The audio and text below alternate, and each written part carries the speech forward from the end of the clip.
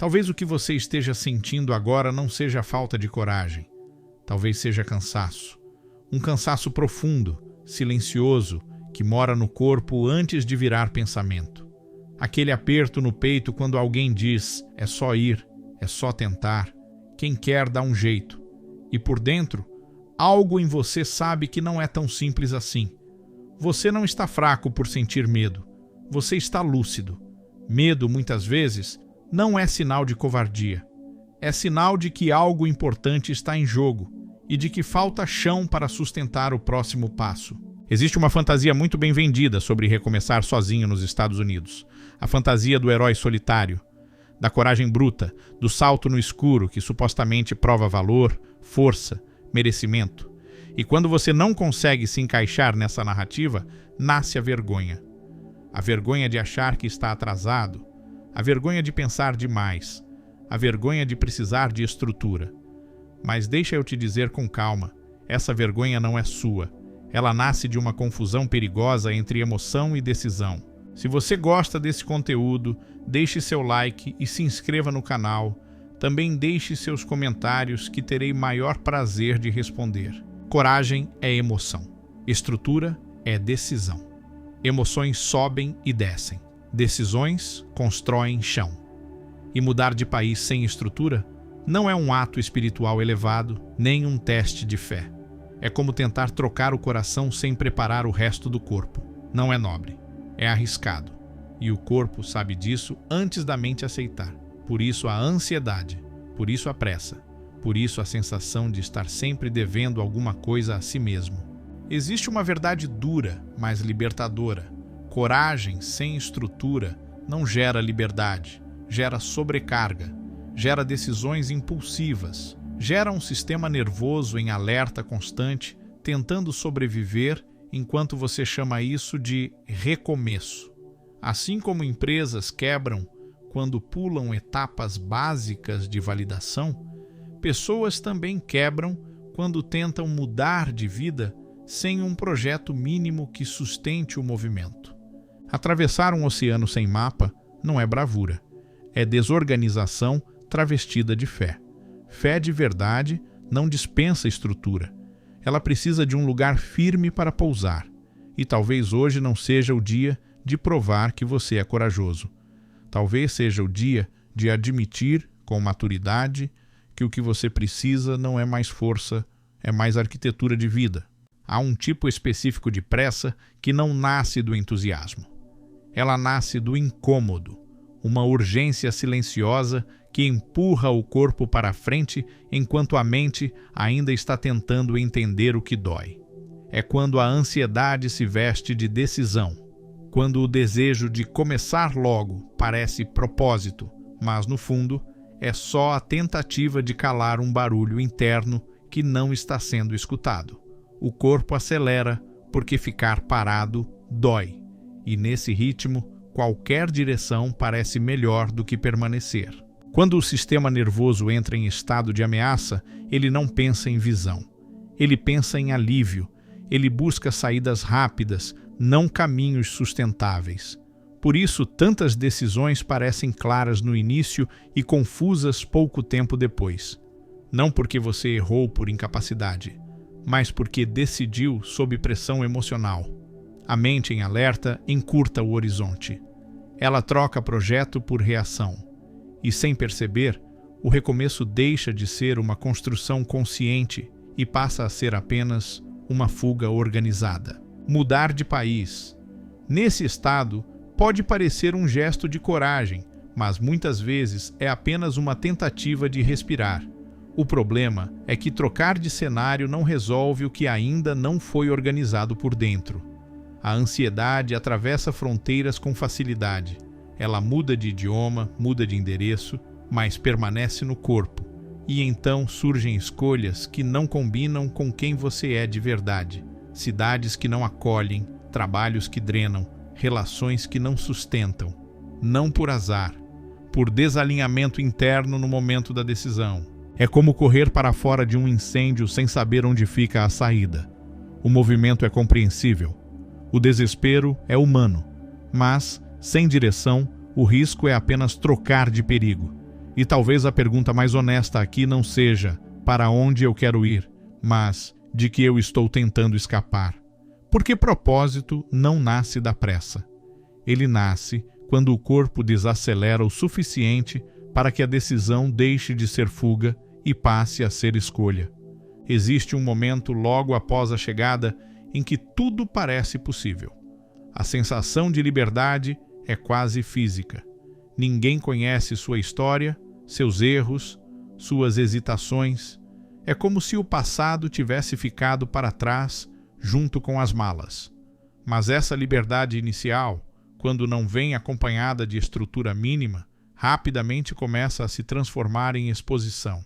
E exposição constante cansa. O corpo sente antes da mente admitir. Liberdade, ao contrário do que nos ensinaram, não é ausência de limites.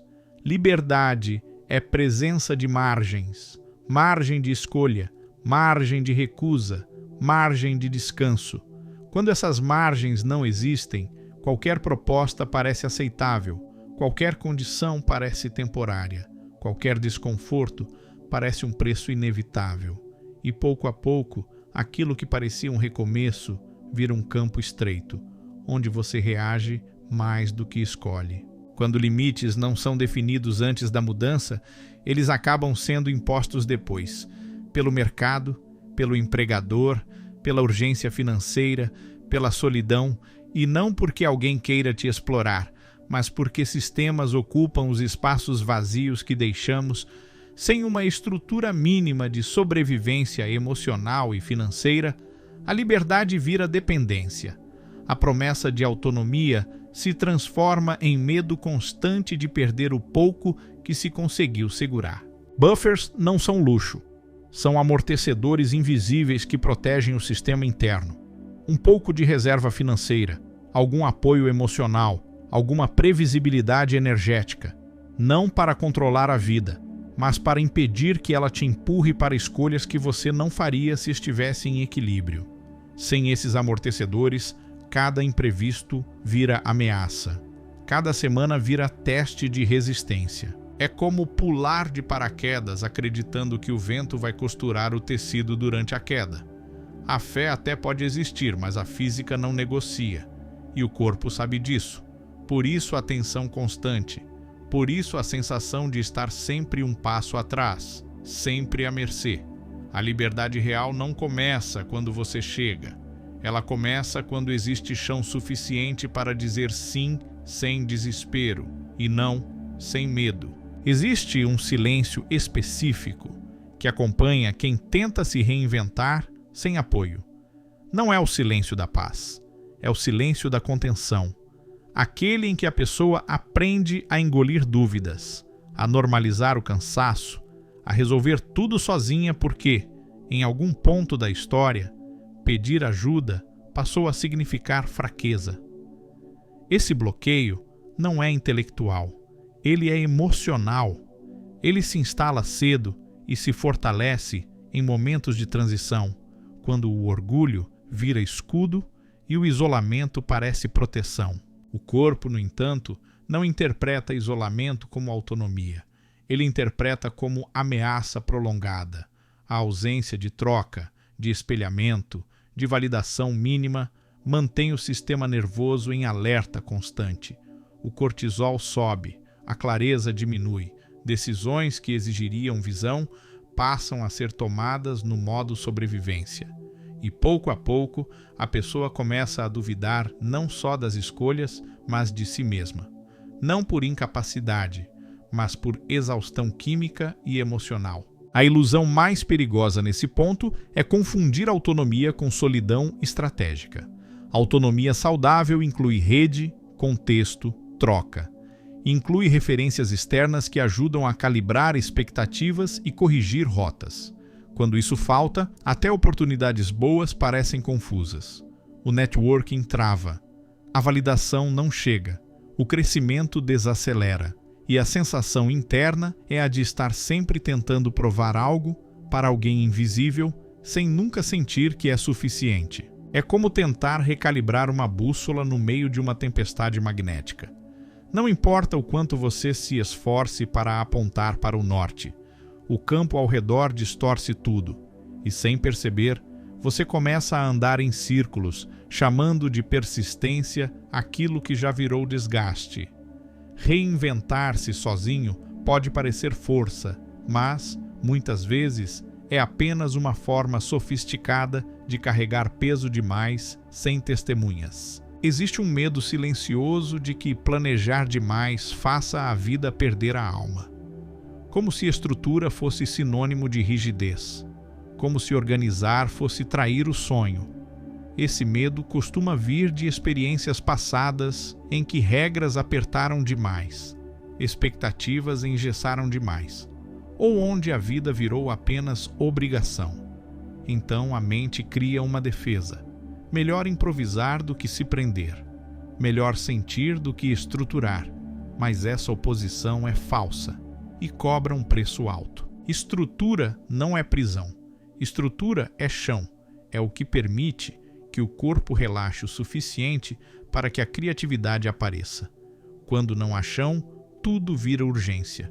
E em estado de urgência não existe sonho. Existe apenas reação.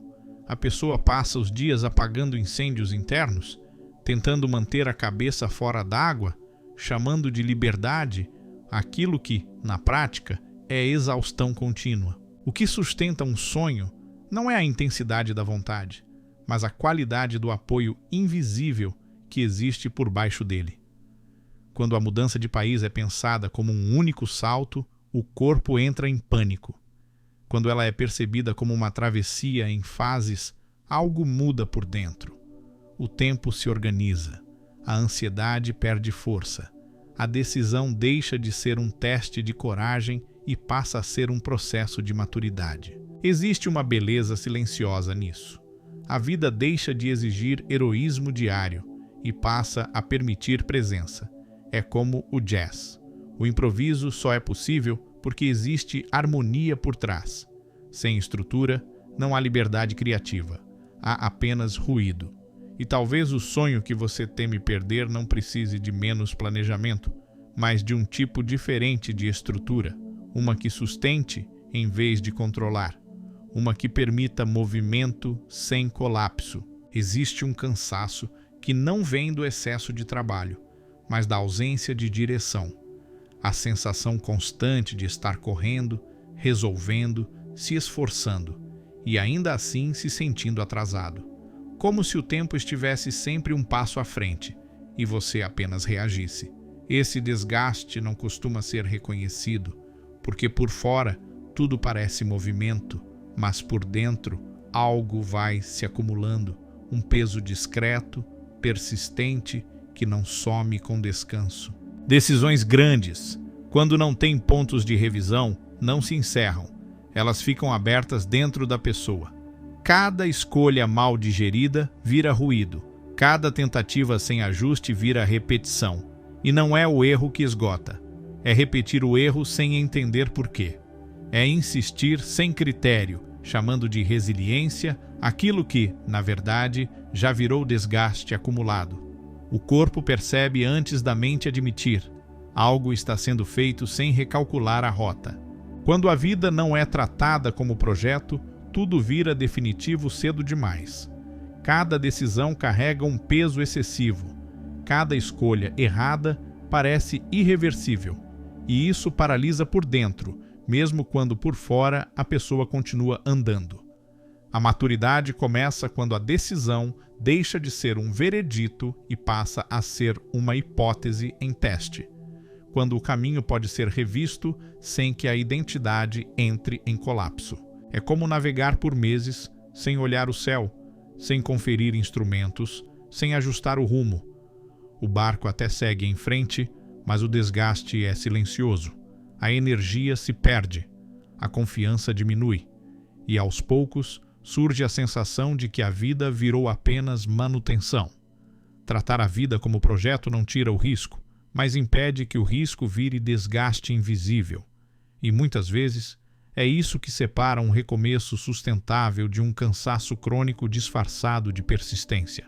Chega um momento em que a intenção já não basta, Querer muito não sustenta decisões grandes por muito tempo. A intenção é o início, mas os resultados nascem da coerência silenciosa entre decisão, sistema e ação. Quando essa coerência existe, o corpo relaxa, a mente clareia, a vida deixa de parecer uma sequência de apostas emocionais e começa a se parecer com um caminho possível, mesmo com riscos, mesmo com incertezas. Muitas vidas não quebram por falta de sonho, quebram por falta de validação, por ignorar contexto, realidade, limites humanos e energéticos. Assim como projetos falham quando não testam hipóteses mínimas antes de escalar, trajetórias pessoais colapsam quando tentam pular etapas internas e externas. Não por fraqueza, por desalinhamento entre o tamanho da decisão e a estrutura que a sustenta. Recomeçar sozinho nos Estados Unidos não é prova de força, é um teste de maturidade estrutural. Força é reconhecer o que o corpo já sabe. Força é perceber que não se trata de aguentar mais, mas de organizar melhor. O adulto não busca heroísmo constante, ele busca sustentabilidade. Ele entende que dignidade não está em sofrer em silêncio, mas em criar condições para atravessar com clareza. Existe também um aspecto espiritual nisso, mas uma espiritualidade que não foge da realidade. Estrutura reduz ruído mental, e quando o ruído diminui, a intuição pode operar sem pânico. A fé deixa de ser desespero e passa a ser presença. Não como uma aposta cega, mas como confiança construída passo a passo, com chão, com critério, com consciência. Fé sem estrutura é como oração em solo instável. Pode até ser sincera, mas não se sustenta por muito tempo. Estrutura é o altar que sustenta a intenção, não para controlar a vida, mas para permitir que ela aconteça sem destruir quem a vive. Talvez esse seja o verdadeiro recomeço adulto, não provar coragem ao mundo, mas construir em silêncio o chão onde a própria vida possa finalmente descansar e avançar. Se você gosta desse conteúdo, deixe seu like e se inscreva no canal. Também deixe seus comentários que terei maior prazer de responder para você.